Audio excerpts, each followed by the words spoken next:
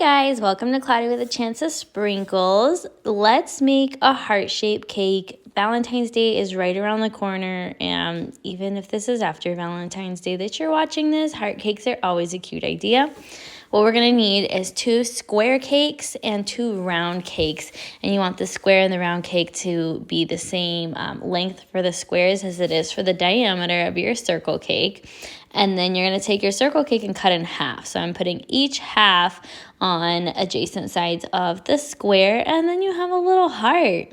I reinforced with buttercream to make sure that the circles stayed really well there. My cake board is obviously way too tiny for this, so get a big cake board.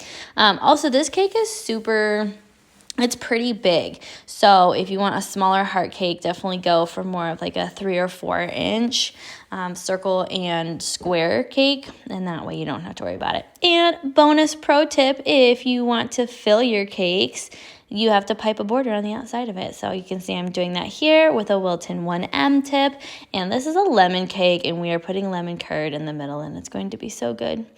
I used to not understand the hype of lemon, and now I do. I get it. It's so good. So we're going to put the curd in here, and then I'll pop some buttercream on top of the curd just to make sure that it adheres to the next layer. You can do this with 1 layer. I'm doing it with 2 because I wanted that filling. And I'm just going to go back on the top the same way that I did with that square and then the 2 circles. And then we will crumb coat it, frost it all up, and then it'll be ready to decorate. Now that my cake is all crumb coated, it is ready for the pretty decoration part. So I've got a soft pink that I'm going to put on here. This will be my base layer. It does need to be smooth. This is going over the crumb coat.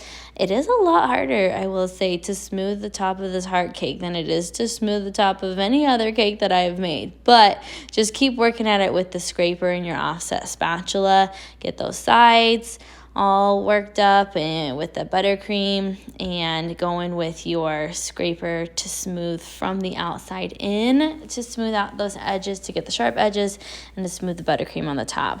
I'm going to go with a Lambeth style for decorating this, so a lot of what I'm doing will be covered up by buttercream piping.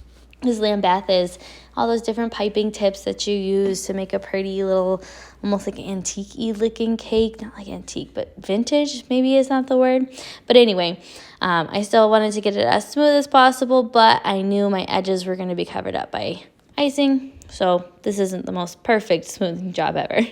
Now you can see that my cake board was so small that I had to put a cake board underneath the cake board in order to do any of the decorations that I want to do. So I'm going around with a 6B Wilton tip around the base with that pretty electric orange there, and doing a little scallop pattern. And then I'll go through with a bunch of other piping tips to make some pretty things. I'm trying ruffles for the first time on this cake, and that is an adventure. Also, pro tip, if you're like, I don't know how to make Lambeth, just a bunch of different piping tips and double every border at least that you do. So I have that base border with the 4B or 6B tip in orange, and now I'm going over with this pretty fuchsia color. Also, all my colors are by Color Mill because this is Swiss meringue buttercream, and Color Mill is an oil-based color, so it colors them super duper well. I have a video coming out soon on how to color your Swiss meringue buttercream. And now I'm going to take that same color that I just used at the base and go around the top with this pretty scalloped. It almost looks like a 1M tip because it's like an open star, but it's something slightly different. But it doesn't say the letter on it or the number.